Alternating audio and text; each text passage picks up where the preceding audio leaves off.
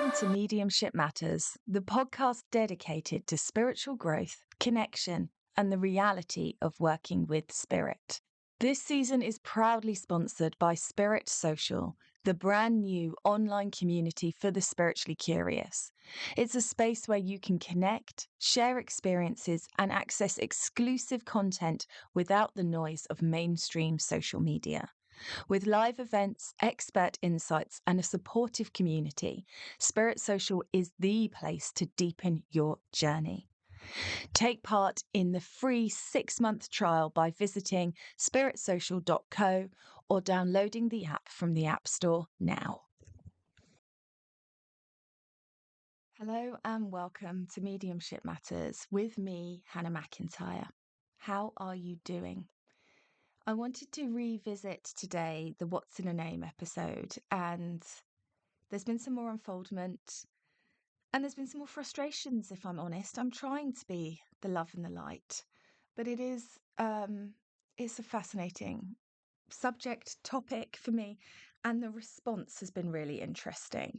So it appears to me that there are some mediums that totally got what I was talking about, totally on board with it. Yes, same problem, understand it. Great. Thank you for talking about this. You're welcome.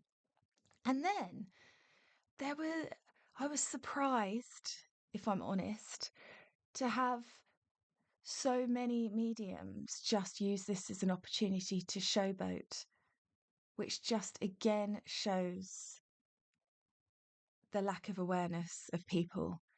And that's been quite hard for me to deal with. A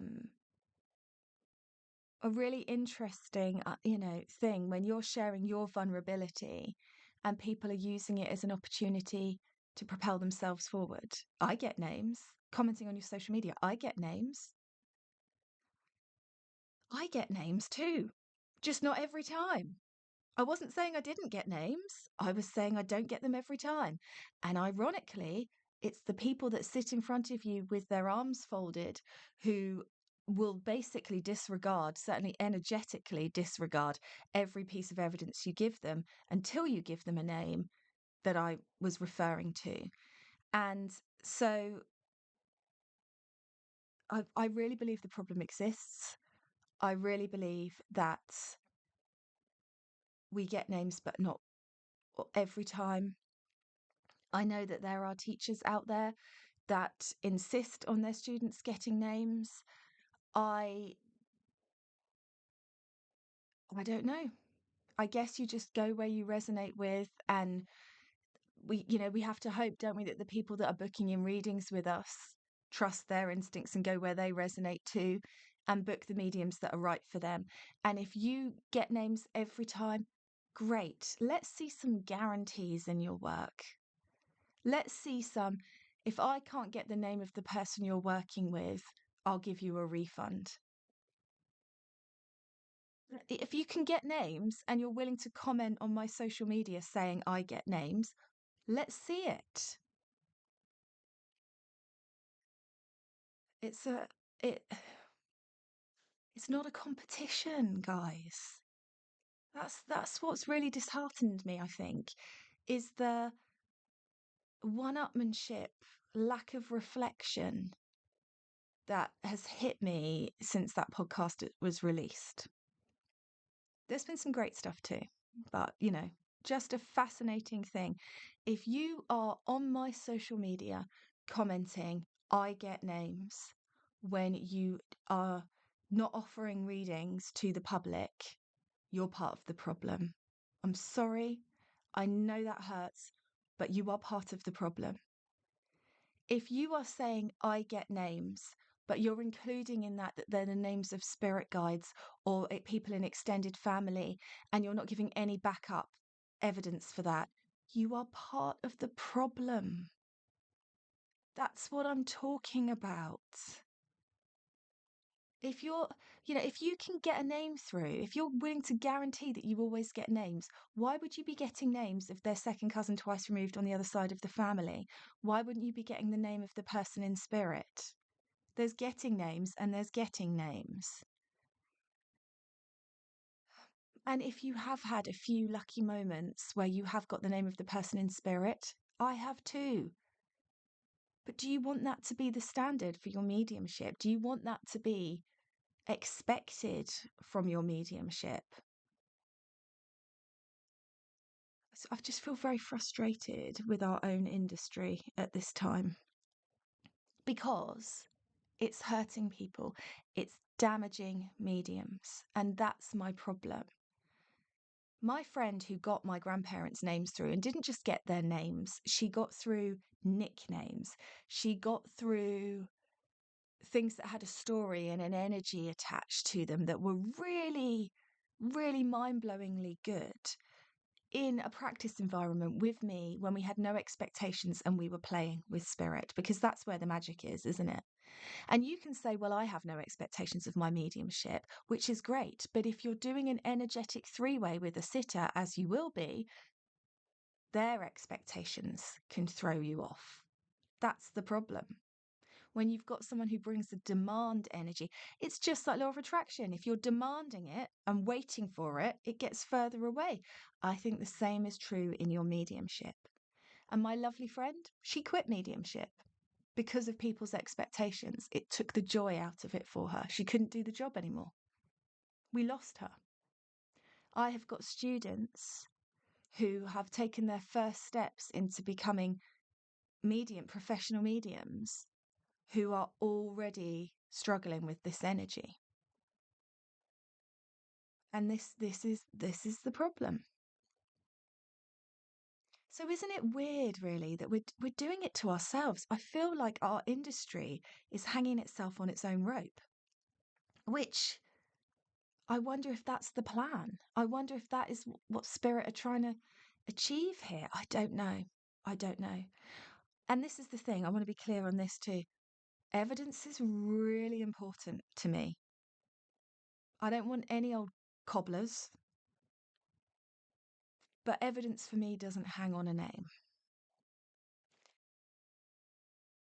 Now, I mentioned to you all in the What's in a Name episode that I had been triggered by one of my lovely students who had sent me a YouTube video of a medium. And I just had to stop this recording and restart it again because I really don't know whether to name them or not. And I know that they are professing to be taking legal action against people, which I will explain in more detail. And I don't think I want to get involved in that shitstorm. So I'm not going to. But the medium that my student sent me the video of, the link to, it wasn't the first time that I'd come across this medium. A medium I love and respect very much had shared a link to them on their Facebook and said, this is an exceptional demonstration. And this had been a few months ago, and I had watched it, and it had triggered the shit out of me, if I'm honest, because it was so phenomenal for evidence. But what happened, which was I found really interesting, I hope you do too, is I watched, it's, an hour and a half long dem. I don't know, it's a long dem. I watched the first 15, 20 minutes in absolute awe and feeling really deflated because they were bringing through a caliber of evidence unlike anything I've ever seen. Names, addresses, dates, deaths, real specific, amazing bits of evidence, mind-blowing. And of course, as always, that really validated my imposter syndrome that I shouldn't be doing this work. That voice that's always telling me I'm not good enough went, ha, told you, because it had this example of amazingness. And then when my student sent me them again, it just brought all that back up. But here's the interesting thing. I watched 20 minutes of that video, and then I realised I was bored. And this is personal to me. This is nothing to do with the calibre of the mediumship. But to me, it felt really lacking in presence. It was like he was reading aloud from a sheet of paper information about a spirit, but with no real personality, no real no real healing for me. That doesn't mean that he's bad. That's just different types of mediumship for different types of people. If you've ever learnt from me, you will know my biggest piece of advice is go and watch loads of mediums, because you'll learn as much from what you like as what you don't. And this was a real kind of, wow, I'm wowed. Uh, mm. And I think for me, one of the bits was he had a mother, he got her son through, he was a child when he passed, he gave his name. It was really specific how old he was when he died, what he died of. But there was no, when he said, okay, I'll leave that with you. I thought, well, what has that done? There was no proof of his continued presence in their life. There was no love or healing. For me personally, it just felt really one-dimensional. Now, it was amazing mediumship. I'm not saying it wasn't. I'm just saying for me, it left me a bit cold. I had to sit with my guides and talk it through. And of course, that is when I started to realize the lesson that they've been trying to teach me all this time, which is different mediums for different people, different styles. You don't need to be all of the things. You can be some of the things and it's partly with who you are. This is the thing that I think I'm trying to get to. It's the essence of who you are that makes your mediumship what it is. And if I was to have a reading and one of my loved ones come through, I would want some proof, don't get me wrong. But what I really want to know is that they're around. What I really want to hear is that they're okay. That's what I want. I want to know that they're proud of me. I want to know that they see my endeavours. I want to know if I'm making the right choices as I punt every single penny I have and more into Spirit Social. I want to know that that's good. I want to know that they're seeing that. I want to know that that they're supporting me in that. That's what's important to me. Not their birthday or not their name, not their address, because I know these things already. And I don't need a reading to tell me what I already know. I need a reading for the other stuff. So I guess that's the difference, and that's okay. So I went into Coffee and Questions on the Gateway with my students, and I was ready to say, I don't know how to teach you guys about how to do this because I can't do it. And this is a real thing with me. When people are choosing a teacher, I think it's really important that the teacher's style of mediumship resonates with you, that who they are resonates with you, that this is why I don't understand why you would book to learn mediumship from somebody that isn't showing their mediumship. How do you know? How are you supposed to know if they're good or not, if they resonate with you or not, if they're right for you or not? It's insanity. Anyway, that's beside the point. So I went in ready to say to them, I can't teach you this because I don't know how to do it. And if I could do it, then I'd be able to teach you it. But I can't teach myself it. I don't know how to do it. I can't work it out. I've been working on my names for years. Get them sometimes, other times I don't. It's one of those weird moments. I told you about that cool one in Glastonbury where, Spirit kind of did it in a sneaky way that made it work. Doesn't happen every time. I can't guarantee it. I do not stand in front of a room full of people and go, name, date, address, how they died, name, date, address, I don't do that. I can't teach you it. And I was worried about disappointing my students because that is hard. And it was so funny because I just had this blank about who had sent me the email.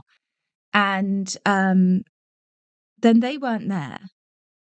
And I said, oh, well, I'm going to answer it because this is recorded for catch up.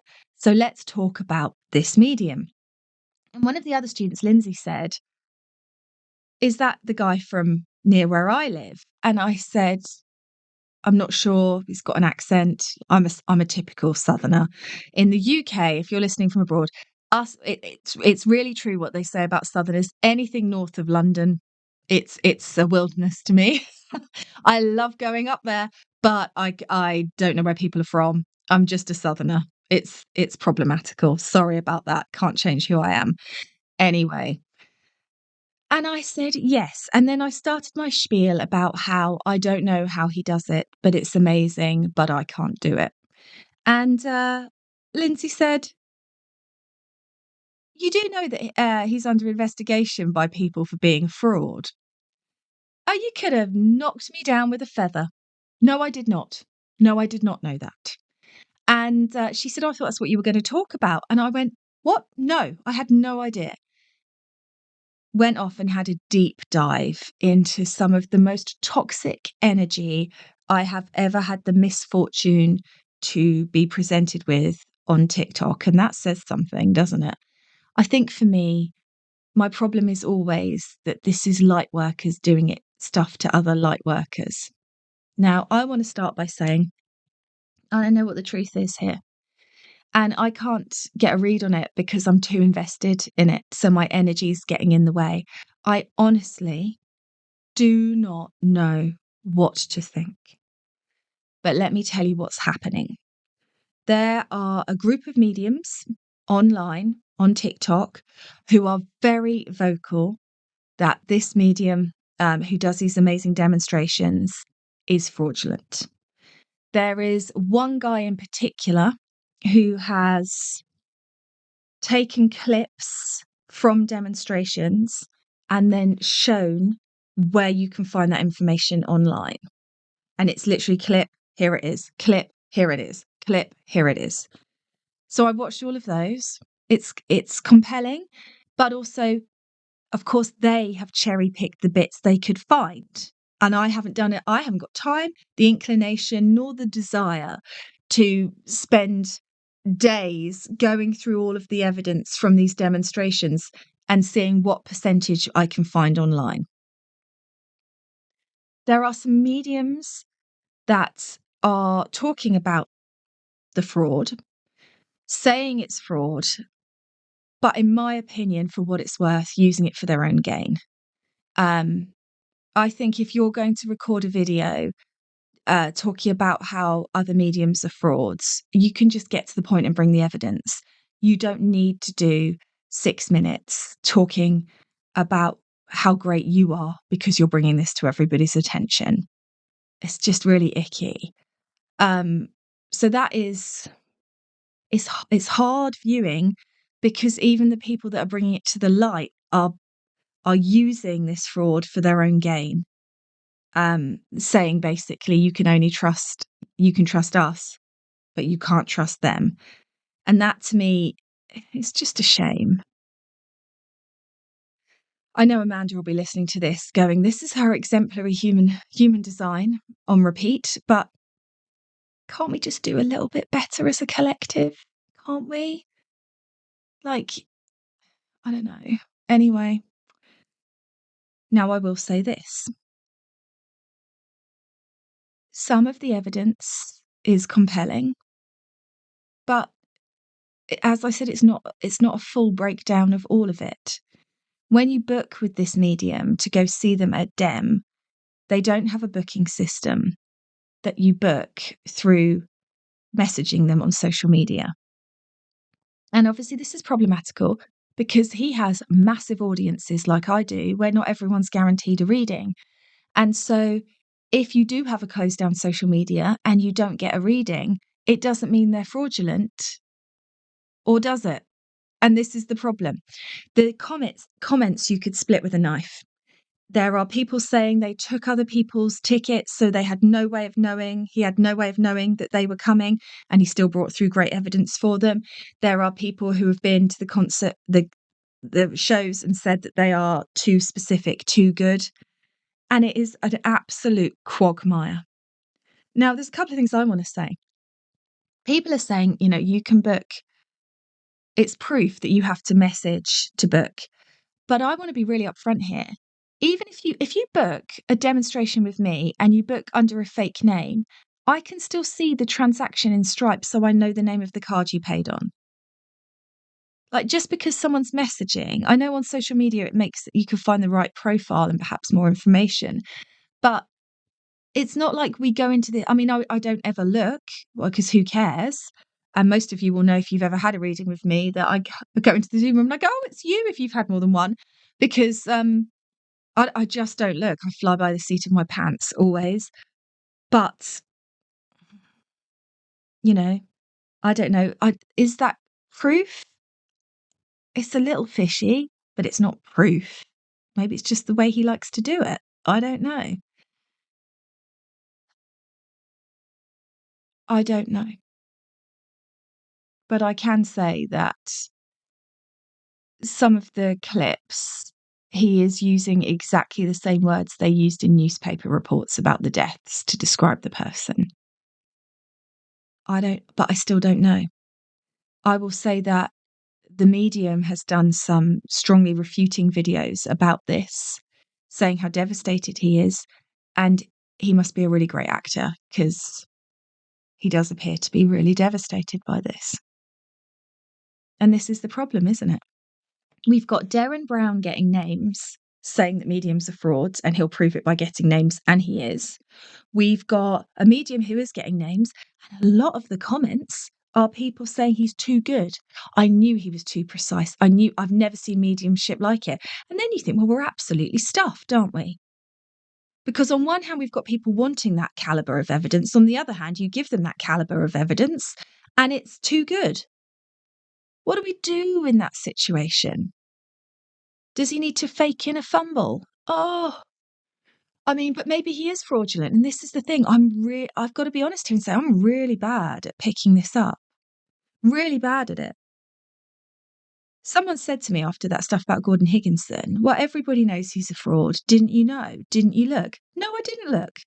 Because when you're at Arthur Findlay College and you are told he is the standard of mediumship that was set, he got names and addresses, he's got massive portraits of him up on the wall, smiling benignly, looking down upon everybody like Jesus, you don't question that. Or maybe I should. I don't know. I just don't have it in me. If you tell me, if you're the experts and I've paid you for a course and you tell me he's the best of the best and this is what he could do, I believe you. When I watched those videos on YouTube of that medium demonstrating, it never occurred to me, not even 1 second did it occur to me, that he was making it up, that he had stolen that data from online. It triggered the shit out of me. I thought he was amazing, but also not the style of mediumship that I want or like. But it never, ever, ever occurred to me that he was making it up.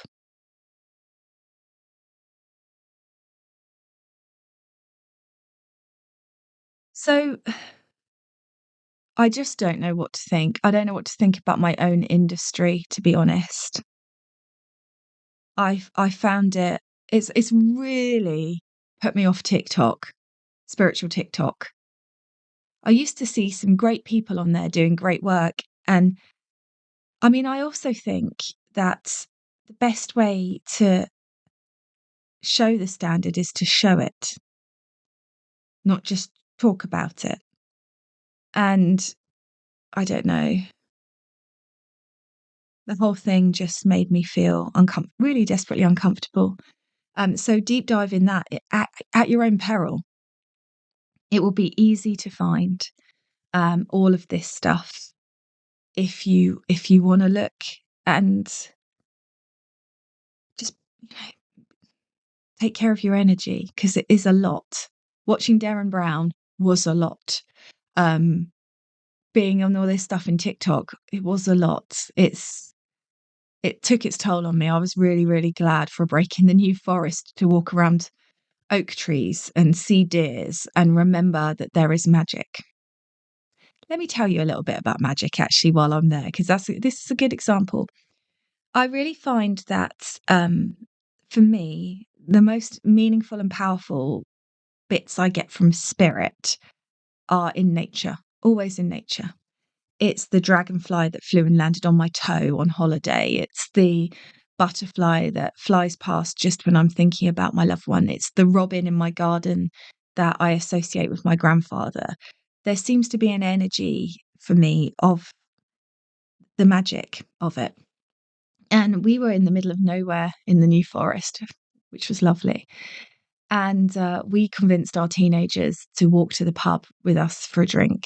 We'd overwalked them. They were fed up with trundling through the New Forest. There's only so many bits of fungi you can excite teenagers with. Who knew? And we walked down to this pub, and it was a 35-minute walk, and the pub was shut. Fail. I'd promised my daughter chips, and chips were not available. And so we had to walk back. And on the way back, as I always do, I always think about all these little sliding doors moments. I totally hypnotized myself with it. Was there a reason the pub was shut? If I don't make a green light and it turns red, I wonder if I'd made it, if I'd have crashed my car. I spend a lot of time in that. I wonder what the what ifs are. And I'm sure when I return to spirit, I will spend what a human would consider a considerable amount of time, but obviously there's no time in the spirit world, sort of investigating all of the moments of precariousness that didn't happen as a result of seemingly random moments. So I was talking to Spirit about that and having a little walk along and a bit of a daydream about that. And I just said, can you show me some magic before we get home? Just something to make this walk worthwhile. And within 2 minutes, my husband said, oh my goodness, look over there, there's 2 stags. And there were 2 young stags just next to us in a meadow and staring at us. And I couldn't explain that to my non-believing children or my slightly disinterested husband. But to me, it was such a mind-blowing moment with spirit. It took my breath away. So there is magic. So much magic. And I guess that's where I need to find myself moving back to kind of navigate this very human quagmire of mediumship that we're seeing. The ego in all ways, my own ego wanting to get names, not feeling good enough, the never-ending imposter syndrome, my worry for our industry, how the lack of awareness of people, because I think this is the thing.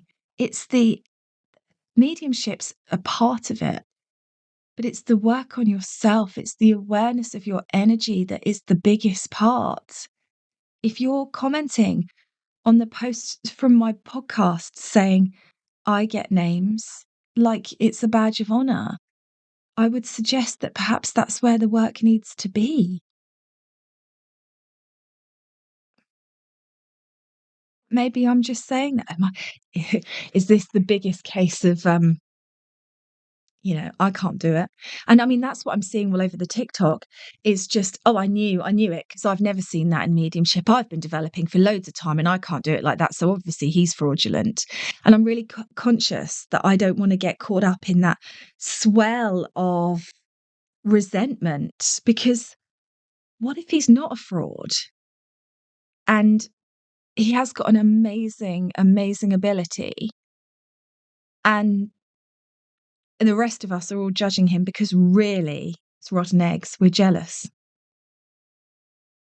And that's why I can't pick through it, because I can recognize the human part of me that is kind of relieved, in a sense, that he might be fraudulent. I'm relieved. But the damage has been done because he's racking up views. He's racking up views with his TikTok clips and his YouTube full dems. He's racking up views. There are people begging him to go to different places around the country and demonstrate, begging. So those people, when they then come to me for a reading because he has quit for whatever reason, he's either quit because he has been caught or he's quit because he doesn't want to do it anymore because the whole industry has turned on him. If he does end up quitting or he doesn't come to the area, they're going to expect me to do what he can do and I can't. And so on and so forth. And I wanted to kind of finish this quagmire of energy and where we're at and all of this with an email from Jeffrey Marks, Spiritual Exploration, actually a comment he put on YouTube, which I think sums it all up so beautifully that it's the perfect way to end this episode. If you're not getting names, that's really not your problem. So long as you're open to what the spirit wants to bring through, you're just the conduit.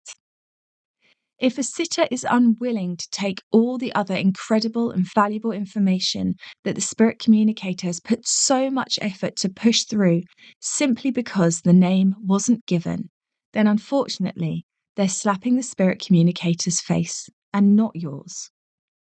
The spirit communicator is working with your strengths and doing their best to make that reconnection to their loved one.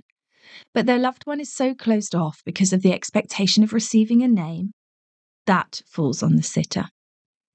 I did a training with the late, great Mavis Patilla where this was brought up. She said, don't focus on the name, focus on the spirit. A name is not any more important than all the other bits of evidence to demonstrate that the link is happening. It is not a requirement to demonstrate the link. Paraphrased. In other words, the name is only important to the person who is making it so important. Also, if it's a public demonstration, so long as the recipient knows you have their loved one, if a random member of the audience is upset that you didn't bring through any names, but the recipients were happy with their readings, wonderful. The recipients got what they needed and no name was required. The random audience member's opinion didn't invalidate any of the readings accepted by those who were meant to receive them simply because a name was omitted. Receiving names is a bar or standard we have set. I think spirit standard is, can I just get through to my loved one with whatever way I can, given the environment of the energy at this moment? Sure, receiving a name, we say, is impressive, which speaks more to our ego and pride when all spirit wants is to make their connection in whatever way they can, regardless of ego, in order to demonstrate their love. I couldn't have put it better myself. So there we go. Hopefully we're going to leave this subject behind because vibrationally, it ain't great. I've had enough of it.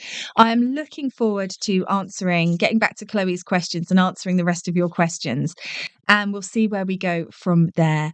But yeah, thanks for listening. Let me know your thoughts and we'll just keep trucking and see how this all unfolds. But I do feel very similar energy that I felt for humanity when we were looking at COVID coming in, even though I didn't know that's what it was. There seems to be, the best way I can describe it is Noah's Ark energy. I think there is going to be a big wave and it's going to change a lot of things. I don't believe there's only one arc and only certain people get on it or any of that crap. But I do think there is a big sort of playing field leveling that's coming, a big shift, a big change that is what all of this is working toward. And we'll see where we end up at the end of it. Thank you so much for listening and putting up with me as always, and I will catch up with you again soon.